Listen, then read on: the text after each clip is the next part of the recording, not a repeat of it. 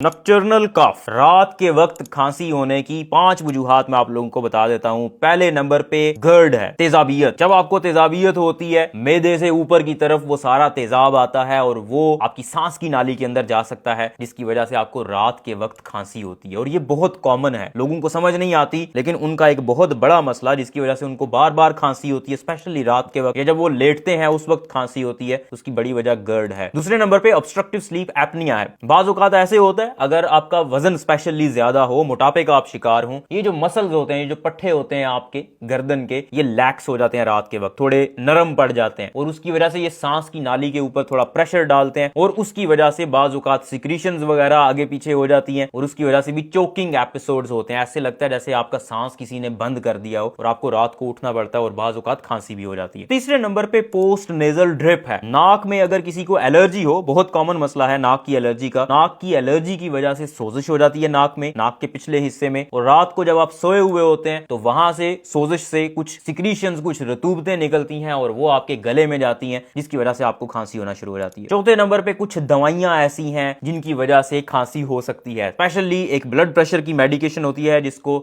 ACE inhibitor कहते हैं, या रैमिप्रिल और इस तरह की दवाइयां होती हैं, वो आपको खांसी करवा सकती हैं। पांचवें नंबर पे दमा है। दमे की वजह से भी अक्सर लोगों को खांसी रहती है, खुश्क खांसी की मैं बात कर रहा हूं। तो अगर आपका सांस भी फूलता है, आपके सीने से सीटी की आवाज आती है जब आप सांस लेते हैं, और रात के वक्त आपको खांसी भी होती है या दिन के वक्त भी आपको होती है, तो हो सकता है ये दमे का मसला हो। इसके अलावा COPD, chronic obstructive pulmonary disease, एक बहुत बड़ी वजह है खांसी होने की, जो मुस्तकिल खांसी होती है और लंबे अरसे तक रहती है और साथ में बाज़ औक़ात बलगम भी आती रहती है। और ये होती है ऐसे लोगों में जो स्मोकर्स होते हैं, सिगरेट बहुत ज्यादा पीते हैं, या ऐसे इलाके में रहते हैं जहां पे धुआं और पोल्यूशन वगैरह बहुत ज्यादा है, या ऐसे लोग हैं उसके इर्द गिर्द जो स्मोकिंग करते हैं, उन लोगों में ये सीओपीडी हो सकती है। बहुत रेयर चांसेस होते हैं, लेकिन बाज़ औक़ात फेफड़ों के कैंसर की वजह से भी खांसी हो सकती है। बाज़ औक़ात इन्फेक्शन की वजह से भी खांसी हो सकती है, लेकिन इन्फेक्शन की वजह से जो खांसी होती है, स्पेशली बैक्टीरियल इन्फेक्शन की वजह से, उसमें बलगम पैदा होती है, हरे रंग की मोस्ट ऑफ द टाइम बलगम होती है, और साथ में बुखार होता है, मरीज अनवेल महसूस करता है।